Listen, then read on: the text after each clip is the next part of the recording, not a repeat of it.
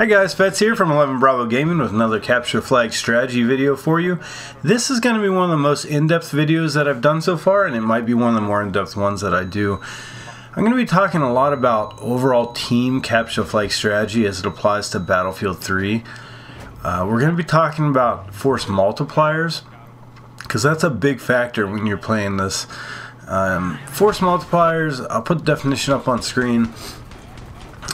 Basically, it is something that makes a unit more powerful than it otherwise would be. So there are 5 Force Multipliers, kind of 4, kind of 5 on this map. The Little Bird Scout Helicopters, the main battle tank, the ASRAD, or the AA Jeep, the dirt bikes, and I will add in a 5th Force Multiplier, which is being in an entrenched position, or basically being on defense. So the attackers going against the defenders are at a disadvantage because the defenders know they're coming. What they don't know is where they're coming from all the time, but you generally have a pretty good idea they're coming from their spawn. Now this map provides a lot of opportunities for them to flank around behind in depth, meaning getting really far behind our flag and back to our vehicle spawn when they're attacking us. So that is a little bit of an equalizer, and we struggle with that in this game. With the enemy does a really good job of getting behind us. But what we do also is we go up 2-0 early on. Like we get 2 flag caps right away, and we stop them from taking our flag for a long time. And I think that kind of leads me into talking about the overall strategy as a team. Ideally, you're going to have as few defenders as possible. And I think the biggest way you can do that is to maximize your Force Multipliers.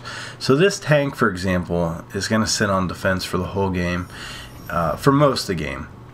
And what I'm going to do with this tank is keep it in base to basically beef up our defenders. I'm not going to cross this line on the map unless I have to. And at the same time, I'm going to let the attackers go and do all the work past there. Because this tank can act as 5 or 6 defenders with just 1 or 2 people in it, it's such an advantage that we can then take those extra resources and apply them to the attacker. And that's what we do early on. We only have, I think, 2 people in here defending, me and 1 other person, and we've been able to prevent them from getting our flag. That means there's 10 people on our team who are now available to go after the enemy flag. And if you can do that, you're either going to force the Op 4, for you non-military guys, that's opposing force. So you're gonna force the Op 4 to keep more defenders back, thus making it easier on you to defend, or you're gonna get to their flag because they're not gonna compensate for it. Now here I make an exception. I don't want this flag to get out, and I actually push the tank up to help capture it because it's out in the open here, and I'm thinking without cover, our teammates that are trying to recapture this flag are going to be really exposed. What you don't hear though in the background is me calling out the Wretched Cookie in the scout helicopter to go back to the base. I said when this flag gets recaptured, it's going to return to base, and we're not going to have anyone there because I'm out midfield.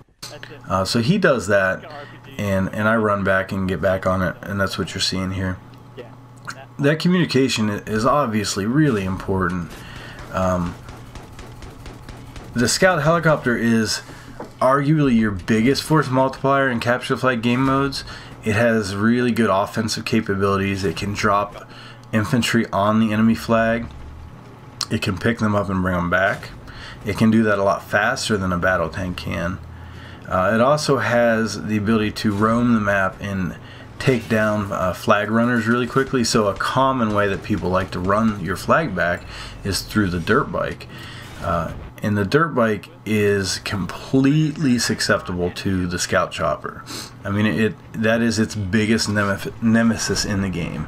So if the scout chopper's in the air and you grab the flag on a bike, against us, we're going to call that out immediately, and our scout helicopter prioritizes that, and takes down that flag carrier. And that's what you saw when I went out to reclaim the flag. That's exactly what happened. So you have your scout helicopter as a force multiplier and your main battle tank. Now check out this shot here. I have to boom on the run full speed. Go out, and another time where I push past that line to reclaim the flag. Basically, I need to own the flag in this tank. And I know I've done defensive gameplay in the tank before. It tends to be my niche. It's something I really enjoy. So ultimately, it doesn't get done enough. If you're not going to do it, you can't expect random teammates to always be doing defense for you. So you have to do that sometimes. Other force multipliers in this game on this map are the Azrad and the Vodnik, the AA Jeeps. Those are very powerful against tanks. I tend to think they make good midfield vehicles because you can push them up and intercept incoming armor. They're very strong against tanks. You can also push them up and intercept incoming scout helicopters. They're pretty good against the dirt bikes. They can be hard to hit the dirt bikes with, but they still provide you a pretty fast means of pushing up. However, that weak armor means they're not good for pushing into the enemy base. So we talked about the dirt bikes. They provide force multiplication in that they enable you to grab a flag and return it extremely fast, much faster than you could on foot just running with the flag. But they're not as strong of a force multiplier as a tank or scout helicopter, just because they're so easy to kill. And in the entrenched position, sitting here on defense, I'm looking at their spawn because I know generally they're going to come from in front of me. Now they can flank around behind me, but I also have the advantage of knowing where my flag is and knowing that that is their objective, that they have to go onto that little pedestal where that flag sits and pick it up, not in a vehicle but on foot. This makes them very vulnerable compared to me, who I can hide behind buildings, I can move out whenever I see them near the flag, and I can shoot them because they have to come to me. So I'm a defender, I'm in a position of advantage. And this is ultimately why you want to have more attackers than defenders. You need to have more attackers than defenders. That's always true in military tactics and strategy. And being able to defend with the least amount of personnel is going to enable you to win. Now, having said that, I consider defense to be the most important aspect to capture the flag in Battlefield 3. I believe if you can hold your flag indefinitely without the enemy taking it, you will ultimately win the game. It is very difficult to defend the flag for the full 20 minutes. If you are persistent in your attack, there's no tickets to worry about, and if you're persistent in your attack and you continue to pound away at the defense, they're going to get bored, they're going to get tired, they're going to make a mistake, and you're going to be able to grab that flag and get out of there on a dirt bike. At which point you have a really good chance of making it back to your base unless they're very coordinated and they're on top of their game taking out flag runners. So if you can defend the flag, which I've just said is quite difficult to do for 20 minutes, but if you can lock that flag down, you're gonna win the game, because you will eventually get to their flag. And here you see what they've done is they've recognized the difficulty in overcoming my tank in the spawn camping on our flag or watching our flag, and they've put forth a full squad dedicated just to removing that tank, knowing that that was the only way they were going to get in and take our flag. It doesn't work, they don't get it out of there, but I do lose the tank, and we are without it for a while. The nature of playing public lobbies is someone else gets the tank on our team, a random player, and he uses it to push up on offense, which is fine. You know, all we needed was one cap. It's not a terrible idea, because if we could get that one cap, the game's over. But I'm left here pretty much solo for quite a bit defending. You can see I've got a few teammates roaming around, but I do have Wretched Cookie in the scout helicopter for quite a bit of it as well. But I just faced this Zerg rush of attackers just continuing to pour in. At this point, though, curiously, they've gone to a very defensive strategy. Their attackers are never more than 2 to 3, maybe 4, a full squad of guys. And that's fine, because we're the ones with the lead. They have to take our flag 2 more times to win. We only need theirs once. But it does become, you know, I run out of ammo, and I think Dutch is back here with me, because he Dutch Oven. And you know, we're just trying to lock the flag down. Our random teammates tend to float around. They're here sometimes, they're not. They get bored, they take off. That happens a lot. That's why ultimately having a dedicated defense unit is really important in capture the flag as well.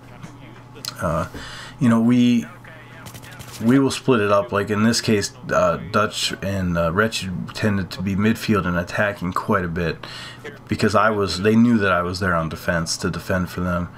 And that's what they just keep doing and keep chipping away at the defender's flag, and eventually they're going to get through and get it. You know, and whatever the rest of our team is doing is just, you know, it helps. But here I finally do get the main battle tank back. Teammate brings it up and I get into gun for him and he decides to get out. Thankfully no one was there to steal it on the other team, but essentially I guess I stole it from him. And I decide just to keep it because I'm pretty good in the battle tank. I don't know what he's like in the battle tank, his skill level. Maybe he's really good, maybe he's better than me, but I'm not going to take that chance considering he already jumped out of it once. So I grab it, and we're looking at the timer here. We're under 2 minutes. We're up by 1 flag. And this is where capture the flag in Battlefield gets so intense. Because through all the slowness of, you know, lock-on weapons and frustration attacking, the last couple minutes of a close match get really intense regardless of what's gone on the rest of the time. Speaking of lock-on weapons, this map and lock-on weapons are awful. This is one of the worst maps with lock-on weapons, and in this game mode especially. And it's really, I don't know what they were thinking making it so wide open with the lock-ons. I don't know if the developers just don't play like that or they don't mind. But it gets frustrating. You get shot a lot. I don't know how Wretched Cookie keeps the scout helicopter up as much as he does on this map, because whenever I do it, I get quad stingered within 30 seconds. So, but he does a good job staying around that building and staying low and running. And you know, ultimately that combination of the tank and the scout helicopter are what are going to win the game for you on a map like this. If you can skillfully apply those force multipliers to defending and attacking, that's going to be the difference in the game. I think they had a pretty good strategy, the other team, the heavy defense, but ultimately, you know, our coordination and skill of our overall team are what end up winning this game for us. That's my discussion on CTF strategy at a team level. Applying force multipliers, it's going to vary map to map, and that's part of the fun in it. I hope you guys learned something from this, and I'm sure there will be some comments on maybe some things I got wrong. Leave them down below in the comment section. I look forward to reading them and having a discussion with you guys about them. For 11 Bravo Gaming, this is Fetz, and I'm out.